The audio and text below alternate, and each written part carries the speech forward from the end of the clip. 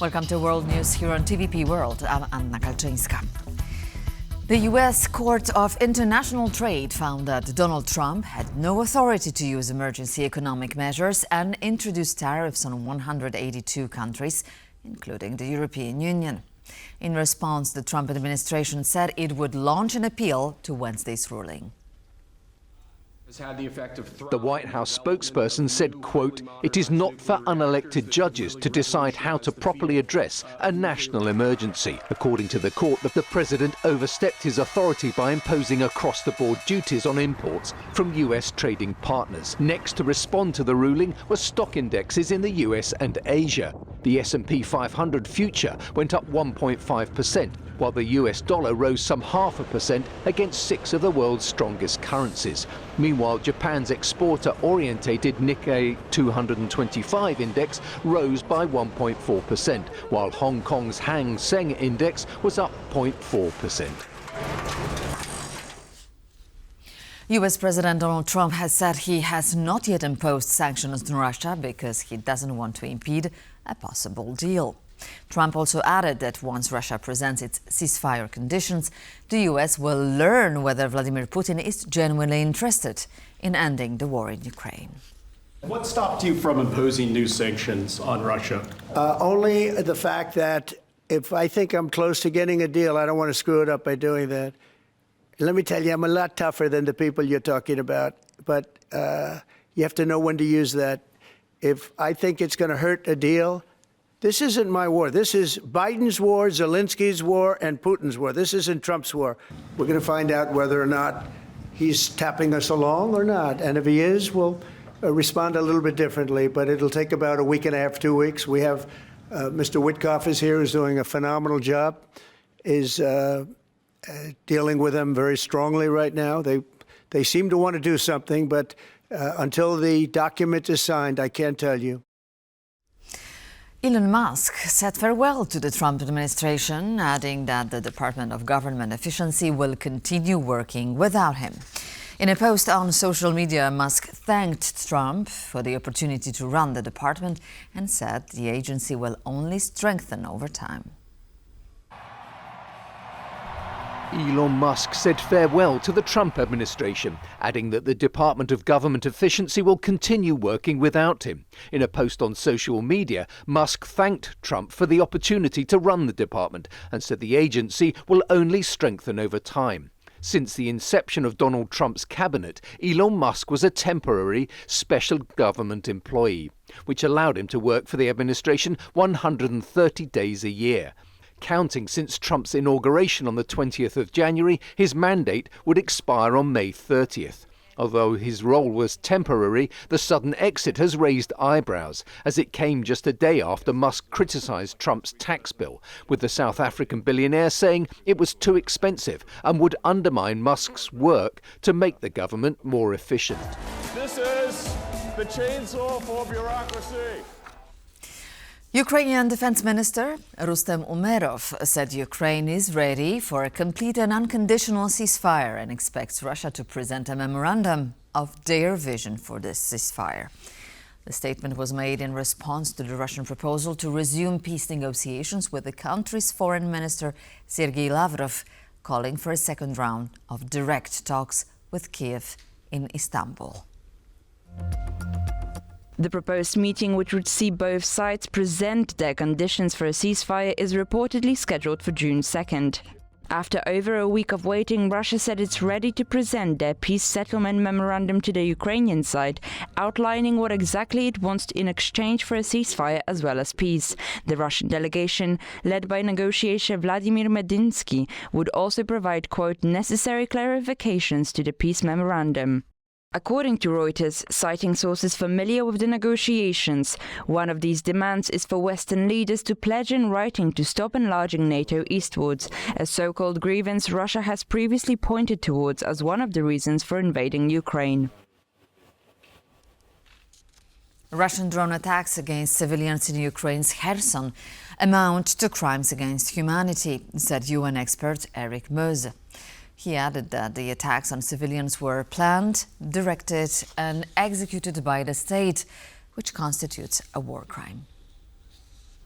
In our new report, which is becoming public today, the Commission has concluded that the Russian forces' drone attacks against civilians in Kherson region on the right bank of the Dnipro River amount to crimes against humanity, war crimes, and terror. The drone attacks have been widespread, systematic, and conducted as part of a coordinated state policy. They follow the regular pattern and the same modus operandi, demonstrating that they were planned, directed, and organized.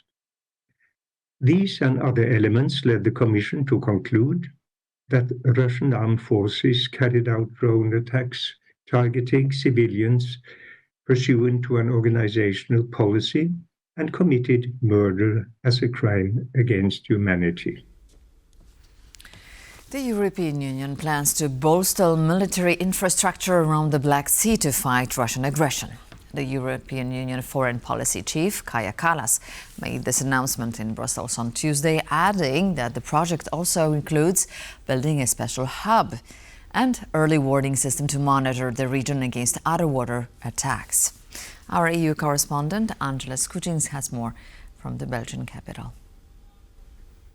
There are three major parts of the EU's new push to find security in the Black Sea region. The first being major upgrades to military mobility infrastructure. We're talking about facelifts to roads, railways and ports to ensure that troops can be deployed in a timely fashion with their heavy equipment. The EU said that it will work alongside NATO in this upgrade to ensure that it doesn't stand on the toes of that military alliance. The second part of this proposal is investing in initiatives to fight hybrid threats. The EU said that it will work with its partners in the region, such as Moldova, Turkey, and other countries, to invest in media literacy and clamp down on some of those narratives being peddled by Moscow. The third part of this pitch is arguably the centerpiece, the most important. This is the establishment of the Black Sea Maritime Security Hub. Let's take a listen to what the High Representative Kaja Kallas had to say about this piece of critical infrastructure.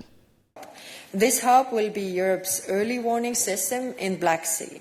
It will enhance situational awareness and help protect critical infrastructure, like offshore installations and subsea cables.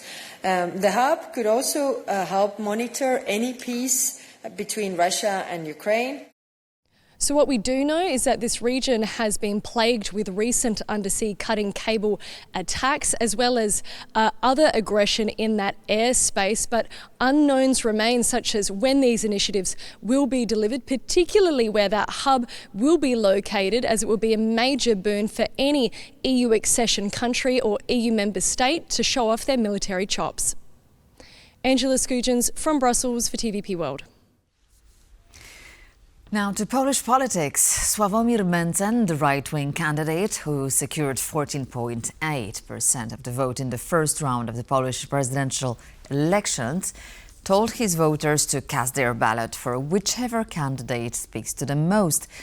Not most officially, not endorsing either run-off contender, though he also added that he sees no sense in voting for the front-runner and Civic Coalition-backed candidate Rafał Trzaskowski. Mencen, part of the right-wing opposition party, the Confederation, said he believes his voters have their own wits and will know who to vote for. This comes after extensive talks with both candidates who will face off in the runoff on June 1st. Civic Coalition's Rafał Trzaskowski and Karol Nawrocki, backed by Law and Justice. Despite Nawrocki signing all of Mencen's demands for support and Trzaskowski signing only 4, the Confederation politician decided not to recommend either candidate directly. Mencen's demands include promises not to sign any law that would raise taxes in Poland, not to send Polish troops to Ukraine for any mission, as well as blocking Ukraine's accession into NATO.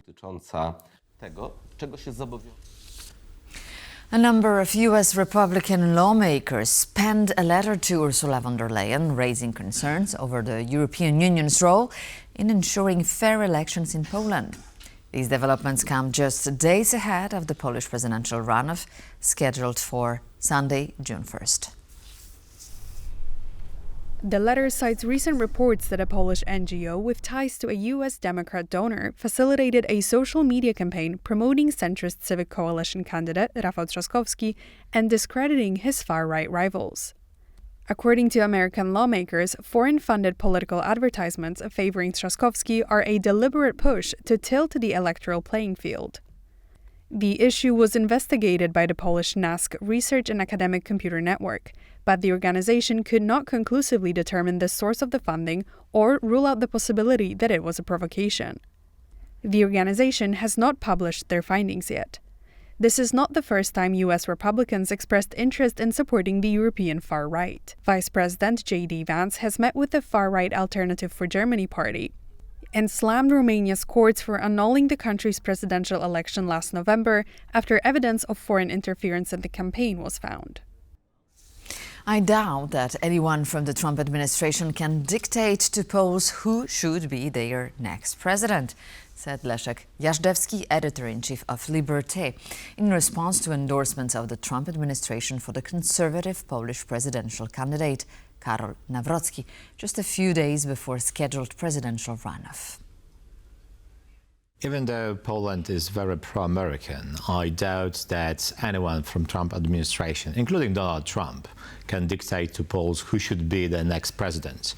But Poland also, I think Trump refrained from directly attacking the opposite candidate, Mr. Trzaskowski. So we didn't see the effect as in Canada, for example, of getting behind Trzaskowski to oppose Donald Trump. I think Poles are also too pro-American for that. And now, a record-breaking number of Poles were registered to take part in the second round abroad. Poles all around the world will be able to cast their ballot on June the 1st, this Sunday. Over 695,000 people have completed their voting abroad registration. The news was shared by the Polish Foreign Ministry at a press briefing held on Wednesday. This is an increase compared to just over 500,000 people who registered to cast their ballot in the first round. The number of voters outside Polish borders can still rise on the day of the vote itself, because you can cast a vote even if you haven't successfully registered, with the condition you have a valid certificate of your right to vote.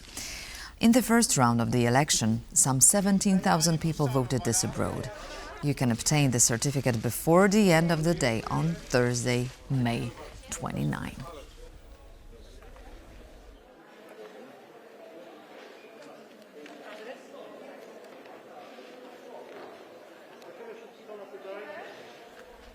And some sport to end this edition of World News. Chelsea won the UEFA Conference League finals against Spanish Real Betis on Wednesday, snatching their first international trophy since 2021. Our reporter Piotr Miszczuk was on site in Wrocław and asked fans of both teams about their impressions after the match. We are in the city centre of Wrocław, near one of the fan zones, where supporters of both clubs rooted for their favourite teams. Some supporters came back home sad, others were very happy. Chelsea came out victorious. They came from behind after losing 1-0 at half-time. They won 4-1 at the scoreline.